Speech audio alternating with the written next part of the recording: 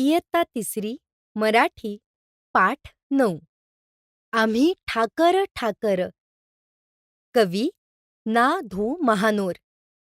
ऐका, म्हणा, वाचा.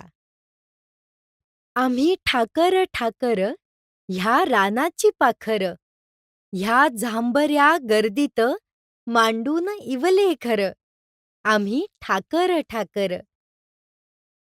ठाकर लोक जंगलात राहतात. झाडांच्या दाट गर्दीत त्यांची छोटीशी घरे असतात. ते या रानाचे पाखरू आहेत, म्हणजे या जंगलाचेच एक भाग आहेत.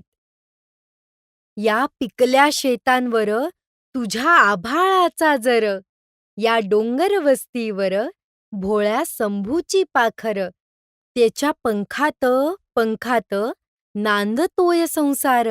आम्ही ठाकर ठाकर. पिकलेल्या शेतांवर आभाळाची सावली आहे.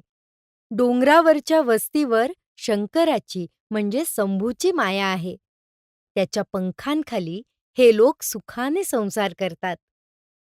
आल्या बरसाती घेऊन मेघ मल्हाराची धून, त्या झिंगल्या झाडांना बांधले पैंजण.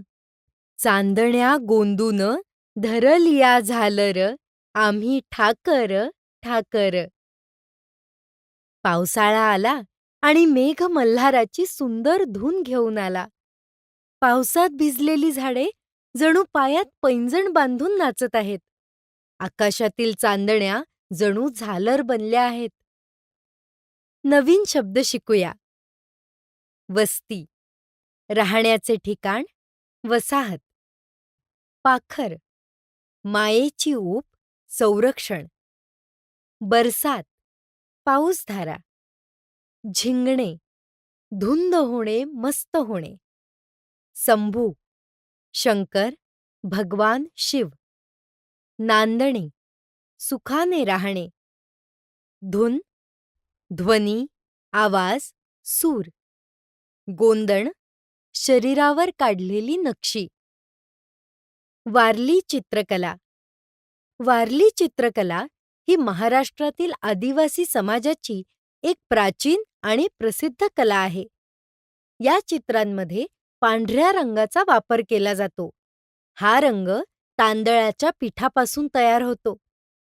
साध्या आकृत्या, त्रिकोण, वर्तुळ आणि रेषा वापरतात. निसर्गाशी नाते. माणसे, प्राणी, झाडे, नृत्य हे दाखवतात. जगभर प्रसिद्ध. कपडे, भांडी, सजावटीवर दिसते. कृतीतून शिकूया. पक्ष्यांची चित्रे जमवा. तुमच्या परिसरात आढळणाऱ्या पक्ष्यांची चित्रे जमवा व त्यांची माहिती लिहा. वाद्यांचा संग्रह.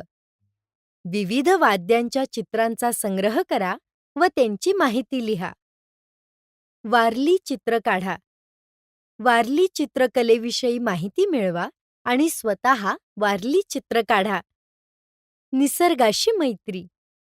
निसर्गाचे संरक्षण करण्यासाठी आपण काय करू शकतो ते सांगा.